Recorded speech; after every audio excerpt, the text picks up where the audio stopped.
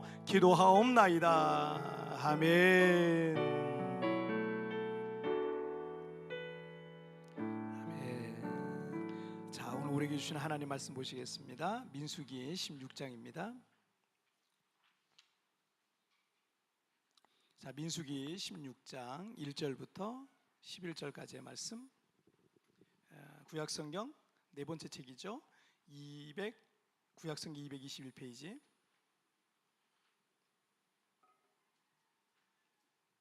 민수기 16장 1절부터 11절까지의 말씀. 민수기 16장 1절부터 11절까지의 말씀. 자, 한 절씩 교독할 때 제가 1절 말씀 먼저 봉독해 올리겠습니다. 레위 증손 고핫의 손자 이스라엘의 아들 고라와 루벤 자손 엘리압의 아들 다단과 아비람과 벨렛의 아들 온이 당을 짓고 이스라엘 자손 총회에서 택함을 받은 자 곧 회중 가운데서 이름 있는 지휘관 250명과 함께 일어나서 모세를 거스르니라. 그들이 모여서 모세와 아론을 거슬러 그들에게 이르되 너희가 분수에 지나도다. 회중이 다 각각 거룩하고 여호와께서도 그들 중에 계시거늘 너희가 어찌하여 여호와의 총회 위에 스스로 높이느냐. 모세가 듣고 엎드렸다가 고라와 그의 모든 무리에게 말하여 이르되 아침에 여호와께서 자기에게 속한 자가 누구인지 거룩한 자가 누구인지 보이시고 그 사람을 자기에게 가까이 나오게 하시되 곧 그가 택하신 자를 자기에게 가까이 나오게 하시리니 이렇게 하라. 너 고라와 내 모든 무리는 향로를 가져다가 내일 여호와 앞에서 그 향로에 불을 담고 그 위에 향을 두라. 그때 여호와께서 택하신 자는 거룩하게 되리라. 레위 자손들아 너희가 너무 분수에 지나치느니라. 모세가 또 고라에게 이르되 너희 레위 자손들아 들으라. 이스라엘의 하나님이 이스라엘 회중에서 너희를 구별하여 자기에게 가까이 하게 하사 여호와의 성막에서 봉사하게 하시며 회중 앞에 서서 그들을 대신하여 섬기게 하심이 너희에게 작은 일이겠느냐. 하나님이 너와 내 모든 형제 레위 자손으로 너와 함께 가까이 오게 하셨거늘 너희가 오히려 제사장의 직분을 구하느냐. 다 같이요. 이를 위하여 너와 너의 무리가 다 모여서 여호와를 거스르노도다. 아론이 어떠한 사람이기에 너희가 그를 원망하느냐. 아멘. 자, 오늘 말씀 제목 읽겠습니다. 시작. 정말 멋진 사람으로 살기. 다시 한번 시작. 흔히들 태어난 것은 순서가 있지만 죽음에는 순서가, 가는 데는 순서가 없다 이런 얘기를 하잖아요. 우리에게 이 주어진 생명과 인생의 길이는요 각자마다 짧기도 하고 길기도 해요. 정해진 게 없어요. 우리는 잘 모르죠. 그래서 기원전 5세기에 그리스의 시인인 소포클레스가 이런 말을 했어요. 헛되이 보낸 오늘은 어제 죽어간 이들이 그토록 살고 싶어하던 내일이다. 우리에게 주어진 오늘이라는 이 시간과 인생을 단 하루라도 헛되이 보낸다는 것은 더 간절히 살고 싶었지만 그 죽음을 피할 수 없었던 어제 죽어간 사람들이 그토록 살고 싶어하던 내일이었다라는 얘기예요. 그래서 영어 단어 중에 여러분 프레젠트라는 단어가 있잖아요. 이 프레젠트라는 단어는 오늘, 현재라는 뜻인데 또 선물이라는 뜻도 프레젠트예요. 같은 단어를 쓰고 있습니다. 오늘을 어떻게 살아가느냐에 가냐가 우리에게 선물이 될 수도 있고 우리가 지나간 과거를 되돌릴 수는 없지만 미래에 우리의 인생을 바꿀 수 있다라는 얘기입니다.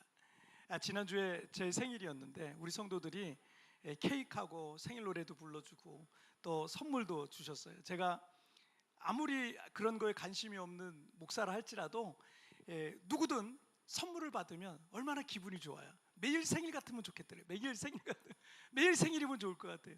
막 점심밥도 너무 반찬도 너무 많고 기분이 좋잖아요. 여러분 우리에게 주어진 오늘이라는 이 시간을 감사하며 살아갈 때 우린 누군가가 그토록 받고 싶었던 그 선물과 같은 날들을 살아가고 있는 거예요. 그래서 우리 예수님을 믿는 사람들은 내게 주어진 이 시간과 재능을 낭비하지 말고 우리에게 주신 일과 또 가정과 교회와 또 직장과 모든 재능들 이런 모든 것들이요 하나하나 다 소중히 여기면서 우리가 살아가야 될 것입니다. 그리고 더 나아가서 우리의 인생이 정말 의미 있는 삶이 되고 하나님께는 영광이 되고 이웃과 세상 사람들을 이롭게 하는 멋진 인생을 우리 성도들 사시기를 주님의 이름으로 축복합니다. 누구든 우리에게 주어진 인생을 정말 멋지게 살고 싶을 거예요. 그런데 성경에서 가르쳐주고 있는 멋진 인생이란 세상 사람들이 말하고 있는 멋진 인생과는 사실은 조금 다릅니다. 사람은 그의 지나가는 흔적에서 그 사람의 진정한 모습이 남게 돼 있는 거예요. 여러분이 지나간 자리에 정말 멋진 사람이었다라는 흔적이 남기를 주님의 이름으로 축복합니다. 자, 우리 첫 번째 주제 보실까요? 시작. 겸손하고 또 겸손하라. 다시 한번 시작. 겸손하고 또 겸손하라. 정말 멋진 사람으로 멋진 인생을 살아가다가 우리의 지나간 자리에 정말 멋진 사람으로 살았다, 정말 멋진 인생을 살았다라는 흔적이 남게 되는 첫 번째 교훈은요, 겸손하고 또 겸손하라 라는 말이에요. 우리가 지난 주일에 나눈 12 정탐꾼을 보낸 이 가데스 바네아 사건은 그들이 출애굽한 지 2년 되었을 시기에 있었습니다. 이 가데스 바네아의 불순종과 불신앙 사건을 통해서 이스라엘 백성들은 가나안 입성이 40년 늦춰졌어요. 40년 광야 방야 생활을 하게 됐습니다. 징벌을 받았어요. 출애굽 불신앙의 이 출애굽 1세대들은 모두 광야에서 죽음을 맞게 될 것이라는 하나님의 예고가 있었습니다. 자, 그리고 오늘 본문인 민수기 16장의 사건은 출애굽한 지 38년째 있었던 사건이에요. 그러니까 이 가데스 바네아에서부터, 우리 지난주에 나왔던 민수기 14장이잖아요. 가데스 바네아에서부터 오늘 본문의 이 사건까지 있기까지는요, 무려 36년이라는 세월이 또 흐른 겁니다. 굉장히 긴 세월이 흘렀죠. 그런데 흥미로운 점은 모세오경에서 이 36년 이 중간에 있었던 그 사건에 대해서는 별로 기록한 게 없어요. 초반부에 잔뜩 기록했고 후반부에 또 이제 가나안 땅 들어가기 전에 또 잔뜩 기록해놨지, 중간에는 사건이 별로 없습니다. 왜냐하면 여러분, 우리가 초반부에 기록했지만 여러 초반부 사건들을 우리가 지금 20번 정도 살펴봤거든요. 야, 이 사람들은 어떻게 맨날 불평하고 맨날 원망하고, 그게 초반부에 다 있었던 일이에요. 그럼 중간에는 이 사람들이 괜찮았을까? 제가 금요일 날도 얘기했는데 사람 잘 안 바뀌더라고요. 이 중간에는 어떤 일이 있었을까? 이 가데스 바네아 사건 이후에 그들이 정말 큰 깨달음을 받아서 변화된 삶을 살았을까요? 이 질문엔 글쎄라고 하는 부정적 답변이 정답일 겁니다. 왜냐하면 36년 뒤에 있었던 오늘 본문의 사건을 보니까, 오늘 사건을 우리가 쭉 읽어보니까 여러분, 그들은 한 세대가 지나가도록 그 마음과 태도 그리고 믿음에 정말 큰 변화가 있지 않았다라는 것을 우리는 발견하게 됩니다. 자, 민수기 16장 1절 말씀을 한번 볼까요? 시작. 레위의 증손 고핫의 손자 이스라엘의 아들 고라와 르우벤 자손 엘리압의 아들 다단과 아비람이 벨렛의 아들 온이 당을 짓고. 자, 이스라엘 백성들의 리더들이 모세와 아론을 대적해서 이 반란을 일으켰던 거예요. 그 중심 인물이 고라라는 사람입니다. 이 모세와 아론과는 모세 아론의 형제잖아요. 이 모세 아론과는 사촌지간인 사람이 이 고라라는 사람이에요. 그 사람 역시 레위 지파로 성막을 관리하고 백성들에게 율법 교육을 담당했던 그런 높은 직책을 맡고 있었던, 아주 중요한 직책을 맡고 있었던 사람입니다. 고라는 르우벤 자손의 다단과 아비람과 온이라는 사람하고 같이 파당을 만들었어요. 그래서 모세와 아론의 권위에 대항해서 반란을 일으킨 겁니다. 뿐만 아니라 백성의 지휘관 250명을 지휘관들을 소집했어요. 그리고 지금 250명과 또 그 반란에 합류를 시켰던 겁니다. 자, 3절 말씀을 한번 보실까요? 시작. 그들이 모여서 모세와 아론을 거슬러 그들에게 이르되 너희가 분수에 지나도다. 회중이 다 각각 거룩하고 여호와께서도 그들 중에 계시거늘 너희가 어찌하여 여호와의 총회 위에 스스로 높이느냐. 이 반란을 일으킨 고라 일당이 모세와 아론에게 너희가 분수에 지나도다 라는 말을 하잖아요. 이 히브리어의 문자적 의미는 너희가 너무 많이 소유했다라는, 직역하면 그렇습니다. 너희가 너무 많이 소유했다라는 뜻이에요. 당시 이스라엘의 정치적으로 최고의 지도자, 행정부의 수반, 행정부의 최고 지도자는 모세였어요. 왕 같은 존재고 대통령 같은 존재죠.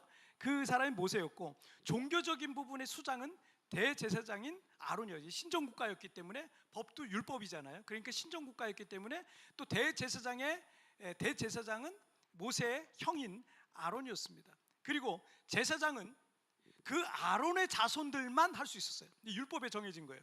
아론의 자손들만 제사장을, 자손 대대로 제사장을 하게 되었습니다.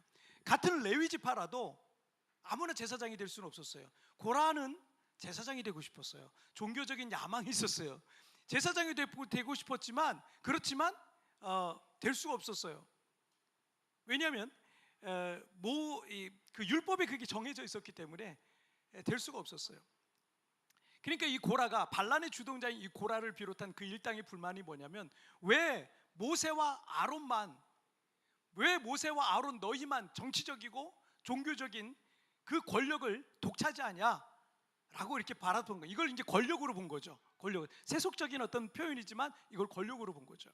자, 일단 주동자인 고라는 모세와 아론 형제와는 사촌지간입니다. 같은 레위 지파 사람이었고, 그 레위 지파의 직임이 뭐였냐면 성막과 제사에 관한 종교적인 소명이 있었습니다. 그래서 여호와 하나님께 선택되고 구별된 지파가 레위 지파예요. 그래서 가나안 땅에 들어갈 때도 레위 지파는 땅을 안 줍니다. 기업을 안 줘요. 하나님이 기업이었어요. 하나님께로부터 모든 먹을 게 나왔어요. 그래서 너희들은 기업 갖지만 땅을 소유하지 못하고, 레위 지파는 12지역에 흩어져 가지고 백성들에게 율법 가르치고 예배하는 거 도와주고 이런 거 하는 사람들 레위 지파예요. 그렇게 아예 선택을 받은 사람들이 레위 지파였습니다. 때문에 이것은 모세와 아론의 뜻과 또 욕심과 야망에 따라서 그들이 그런 지도자가 되고 그런 대제사장이 되고 이게 아닙니다. 그들의 뜻이 아니에요. 하나님이 그냥 선택하신 거예요. 하나님이 부르셨고 하나님이 맡겨주신 거예요. 이것은 각자에게 주신 하나님의 소명과 사명이다라고 합니다. 여러분, 고라는 자신도 대제사장이라는 직책을 갖고 싶지만 이 정해져 온 게 있으니까 가질 수가 없는 거예요. 아론의 가문에서만 제사장 될 수 있다는 거, 이건 말이 안 된다. 나도 레위 지파인데 나도 율법 가르치고 율법 선생을 하고 있고 사람들 가르치고 이거 하는데 왜 나는 안 되냐. 방법이 없었던 거예요. 종교적 야망에 가득한 사람이에요. 여러분, 종교적인 거, 목사님들이요 야망 가지면 안 되거든요. 목사님들은 세속적 야망 절대 가지면 안 되는 거예요. 근데 이런 종교적 야망이 있었던 거예요, 이 고라에게. 자, 그리고 이 고라와 손잡고 반란에 합류한 르우벤 지파의 다단과 아비람이 있는데, 르우벤 지파는 야곱의 첫째 아들이잖아요. 그 야곱이 이스라엘이 되잖아요. 이스라엘로 이름이 바뀌잖아요. 그래서 이스라엘 지파의, 그러니까 야곱의 12아들이 이스라엘 민족이 되는 거예요. 그런데 그 첫째 아들이 누구냐면 르우벤입니다. 그런데 르우벤이 서모 비라와 부적절한 어떤 관계가 있었습니다. 그래서 장자권이 박탈됩니다. 그 후손들도 그 조상의 불명예스러운 사건을 아마 알고 있을 겁니다. 그렇지만 원래 우리가 장자지파인데, 원래 우리가 장자지파고 우리가 대제사장은 아니더라도 이 이스라엘을 이끌 리더가 우리 지파에서 나와야 되는 거 아닌가? 막 이런 어떤 생각이 늘 있었던 것 같습니다. 그래서 레위 지파의 이 모세가 정치적 지도자가 된 것이 늘 마음이 들지 않았고 고라와 함께 반란을 꾀했던 겁니다. 자, 고라는 이 모세와 아론을 제외하고 레위 지파에서 가장 지도적인 위치에 있었던 사람입니다. 르우벤 지파의 다단과 아비람 역시 그 지파에서 가장 우두머리에 속한 사람들이었어요. 그리고 반란에 동참한 250명의 지도자도 각 지파와 지역에서 가장 영향력 있는 사람들이었습니다. 하지만 이 고라를 비롯한 반란자들의 문제가 뭐였냐면 더 높아지고자 하는, 아니 이미 높은데, 이미 지도자들인데, 이미 다 각 지파의 머리들이에요. 그런데도 불구하고 더 높아지고자 하는 교만이 있었던 거예요. 3절에서 회중도 다 거룩하고 여호와께서 그들과 함께 계시는데 왜 너희만 스스로 높은 자리에 있느냐라고 그럴듯한 말로 반란을 선동하고 있는 겁니다. 그럴듯하지 않으면 누가 따르겠습니까? 하지만 그 안에 그 주동자 있잖아요. 그 주동자, 이 고라라는 사람이 주동자거든요. 이 고라라는 사람 마음속에 악한 욕망이 있었던 거예요. 악한 욕망과 야망이라는 교만이 그냥 똘똘 뭉쳐 있었던 겁니다. 그래서 사람들을 선동한 거예요. 그리고 다 넘어간 거예요. 백성들이. 나중에 이 사건 때문에 여러분 17,000명이 죽어요. 17,000명. 전염병이 돌고 17,000명이 죽는 끔찍한 사건이 일어납니다. 자, 여러분 잠언 16장 18절 말씀 한번 읽어볼까요? 시작. 교만은 패망의 선봉이요 거만한 마음은 넘어짐의 앞잡이니라. 이 교만이란 것은 자만심과 함께 잘난 체하고 남을 무시하는 그런 태도, 자기가 제일 잘났다 이런 태도라고 할 수 있어요. 거만이라는 거, 오만하고 또 비슷하죠. 이 거만은 이런 거는 교만한 태도에다가 상대방을 업신여기고 거들먹거리는 태도를 거만, 오만 이렇게 말해요. 비슷한 뜻이죠. 자, 우리가 잘 알고 있는 이 잠언의 말씀은 이 두 가지 사실을 강하게 강조하면서 경고하고 있는 거예요. 여러분 하나님 믿습니까? 여러분 성경을 믿습니까? 여러분 이 말씀도 100% 믿으세요. 이 말씀, 교만은 패망의 선봉이에요. 넘어짐의 앞잡이에요. 이거 100% 믿으세요. 내 안에 교만이라는 게 스멀스멀 올라온다. 그것은 내가 패망의 길로 눈을 돌리고 있다라는 걸 말해요. 내 안에 거만한 마음이 자꾸 생긴다는 것은 남보다 높아지고자 하는 마음이 커지고 다른 사람을 업심여기고자 하는 마음이 커지고 있는 겁니다. 이 역시 악한 병과 같은 겁니다. 그래서 교만, 거만, 오만이라는 것은 내 인생을 망치는 가장 잘못된 마음의 태도다라고 할 수 있는 것입니다. 마태복음 23장 12절 말씀에서 누구든지 자기를 높이는 자는 낮아지고 누구든지 자기를 낮추는 자는 높아지리라 말씀하셨습니다. 이것은 예수님의 예언입니다. 이것은 변함이 없는 진리입니다. 사람들 앞에 자꾸 자기 자신을 높이려고 해보세요. 사람들 앞에 자꾸 잘난 체 해보세요. 다른 사람을 무시하고 업신여기면서 거들먹거려 보세요. 해보세요.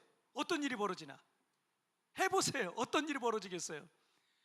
여러분 주변에 어떤 일이 벌어진 사람들이 점점 여러분을 힘들어할 겁니다. 여러분을 멀리하게 될 겁니다. 여러분 주변에 안 있게 될 겁니다. 앞에서야 별말 없겠지만 뒤돌아서 가장 욕을 많이 먹게 될 겁니다. 사람들은 교만한 사람 싫어합니다. 여기 세부에 오시는 분들 중에 간혹 한국에서 꽤 큰 사업을 하시고 또 어느 정도 재력이 있으신 분들이 오시기도 합니다. 근데 그거야 별 문제 없는데, 문제는 이분들이 자기가 한국에서 어떤 사업체가 있으며 재산이 얼마나 있으며 값비싼 외제차가 몇 대 있으며 이런 식으로 자꾸 주변 사람들에게 말을 흘리는 거예요. 저는 가끔 그런 얘기 들으면 자기 자신한테 얼마나 자신이 없으면 자꾸 저런 얘기를 할까 답답해요. 그런 모습을 보면 자기 자신에게 자신 있는 사람은요 그런 거 자랑하지 않아요. 그런 거 자랑하지 않아도 여러분의 말과 태도와 인격과 생각에서 진짜 여러분의 모습이 나오는 거예요. 하지만 늘 자기 자신을 낮추는 사람은요 오히려 사람들 앞에서 점점 더 높아지게 되어 있는 겁니다. 높아지려고 애쓰고 발버둥치는 사람은요 오히려 점점 인정도 받지 못하고 또 높아지지도 못합니다. 그러나 반대로 자기 자신을 낮추고 겸손하게 먼저 섬기고 굳은 일도 마다하지 않고 말없이 섬기는 사람을요 싫어하는 사람은 아무도 없습니다. 사람들이 그 사람 다 좋아해요. 그리고 그는 점점 더 높아지게 되는 거예요. 어떤 분들은 반말을 하면 서로 친해지기 쉽고 또는 자기가 더 높은 사람이라고 생각을 하는 것 같습니다. 그래서 슬쩍슬쩍 반말을 섞어가면서 말하는 게 습관이 되어버린 사람들도 있어요. 하지만 절대 그렇지 않아요. 한국에서 목회하시고 계시지만 여기 세부에 종종 오셔서 선교하시는 교단의 어른 목사님이 한 분 계신데 저와 같은 교단은 아닌데 그 교단의 총회장까지 역임하셨고요. 70이 넘으셔도 또 나누어주고 베풀어주는 선교 사역을 지금도 왕성하게 하고 계시거든요. 종종 세부에 오시면 제게 연락을 하세요. 그리고 저도 한국에 나가 되면 찾아뵙고 인사를 드리기도 합니다. 제가 배울 게 참 많은 분이십니다. 저보다 연배가 훨씬 어른이시지만 저는 뭐 새까만 후배임에도 그 어르신이 저를 보고 아이고 목사님 오셨어요 하시면서 깍듯하게 존대를 하세요. 벌써 이분을 알고 지낸 지가 지금 10수년이 됐습니다. 그런데도 불구하고 이 목사님께서 제게 함부로 말씀하시거나 반말을 섞어가면서 하대하시거나 이런 일이 전혀 없으세요. 정말 늘 겸손하고 온유하시고 먼저 늘 잘 섬겨주시고 그러십니다. 만약 그 어르신이 교만하고 거만하셨다면 제가 한국에 나가서 특별한 일이 아니고는 연락 같은 거 안 하고 싶을 것 같아요. 그런데 너무 겸손하시고 좋은 분이시니까 제가 먼저 연락을 드려서 찾아뵙고 인사도 드리고 그럽니다. 그리고 마음으로도 늘 존경하고 닮고 싶은 그런 목사님이십니다. 여러분, 겸손이란 자세와 태도는요 절대 손해가 없습니다. 사람과 사람 사이에도 우리의 신앙생활에서도 낮아진 마음은 하나님 앞에서 복된 마음입니다. 겸손하고 또 겸손하게 사십시오. 그런 사람이 멋진 인생을 사시는 것입니다. 자, 우리 두 번째 보실까요? 두 번째 주제 시작. 맡겨진 것에 감사하라. 다시 한번 시작. 맡겨진 것에 감사하라. 정말 멋진 사람으로 살아가기 위해서 필요한 두 번째 자세는 맡겨진 것에 감사하며 사는 거예요. 이것은 하나님께서 우리를 부르신 소명의식 그리고 우리에게 맡기신 사명감과 관계가 있는 거예요. 이제 반란의 주동자인 이 고란과 다단과 아비람 그리고 250명의 백성의 지휘관들이 모세와 아론을 인정하지 않고 당장이라도 그들을 끌어내리려는 그런 상황이었습니다. 자, 4절 말씀 보니까 모세가 듣고 엎드렸다가 라는 말씀이 있어요. 그런데 이 말씀은 36년 전 가데스 바네아에서 이 정탐꾼들의 부정적 보고 이후에 백성들이 모세와 아론을 거슬렀을 때도 비슷한 상황이었어요. 자, 14장 5절 36년 전으로 돌아가서 같이 한번 읽겠습니다. 시작. 모세와 아론이 이스라엘 자손의 온 회중 앞에서 엎드린지라. 자, 그런데 위기 때마다 모세와 아론은 엎드렸어요. 그 이후에 상황이 반전이 일어납니다. 성경학자들은 이렇게 백성들이 원성과 원망과 불평에서 반란의 조짐이 있을 때마다 모세와 아론은 기도의 무릎을 꿇었고 그때마다 하나님께서 반전이 일어나게 해주셨다라고 이렇게 말하고 있습니다. 예레미야 선지자가 왕궁 경호대에 체포됐어요. 그래서 구금되어 있어요. 갇혀 있었을 때 하나님의 말씀이 예레미야에게 임했습니다. 함께 읽겠습니다. 시작. 이를 행하시는 여호와 그것을 만들어 성취하시는 여호와 그의 이름을 여호와라 하는 이가 이와 같이 이르시도다. 너는 내게 부르짖으라. 내가 내게 응답하겠고 내가 알지 못하는 크고 은밀한 일을 내게 보이려. 여러분, 기도보다 더 강력한 무기는 없습니다. 모세와 아론이 엎드릴 때 그 긴박한 위기의 상황에 반전이 일어났어요. 이를 행하시는 여호와 그것을 만들어 성취하시는 여호와가 부르짖는 기도자들의 기도를 들으시고 크고 놀라운 반전의 역사를 이루셨다라는 겁니다. 여러분, 모세가 엎드렸을 때 하나님께서 그 긴박한 위기 상황을 돌파할 지혜를 주셨어요. 자, 민수기 16장 8절과 9절 볼게요. 시작. 모세가 또 고라에게 이르되 너희 레위 자손들아 들으라. 이스라엘의 하나님이 이스라엘 회중에서 너희를 구별하여 자기에게 가까이 하게 하사 여호와의 성막에서 봉사하게 하시며 회중 앞에 서서 그들을 대신하여 섬기게 하심이 너희에게 작은 일이겠느냐. 고라가 속한 레위 자손들은 하나님의 특별한 선택으로 그들은 성막에서 봉사하고 모든 백성들을 대신해서 섬기는 자로 선택을 받았습니다. 그래서 레위 지파 사람들은 나중에도 12지파에 다 흩어져 가지고요, 각 지파 주변에서 집을 얻어서 살면서 그러면서 거기서 사람들 말씀 가르치고 그런 종교적인 일이 있을 때마다 그 일을 준비하고 이런 역할들을 요즘을 맞이하면 저와 같은 목사 같은 그런 존재들로 부름받은 거죠. 결코 근데 그게 작은 일이 아니라는 거예요. 레위 자손은 그 사실에 대해서 하나님 앞에 감사한 마음을 가졌어야 했다라는 것이죠. 이 반란의 주동자인 고라가 3절에서 이 모세와 아론에게 말하기를 너희가 분수에 지나도다 그랬잖아요. 그런데 7절에서 보면요, 모세가 그들에게 레위 자손들아 너희가 너무 분수에 지나치다라고 이렇게 똑같이 말로 말합니다. 하나님께 혼난 거북이 이야기가 있어요. 우리가 아는 토끼와 거북이 경주에서 거북이가 이겼어요. 그런데 하나님께서 근심 가득한 표정으로 거북이를 불러요. 그리고 거북이를 책망하시는 거예요. 혼을 내시는 거예요. 야, 거북아, 너는 왜 토끼랑 경주를 했니? 땅에 사는 토끼가 부러웠니? 너는 바다에서 누구보다 우아하게 헤엄을 잘 치지 않니? 너는 토끼가 아닌 거북이일 때 가장 멋지단다.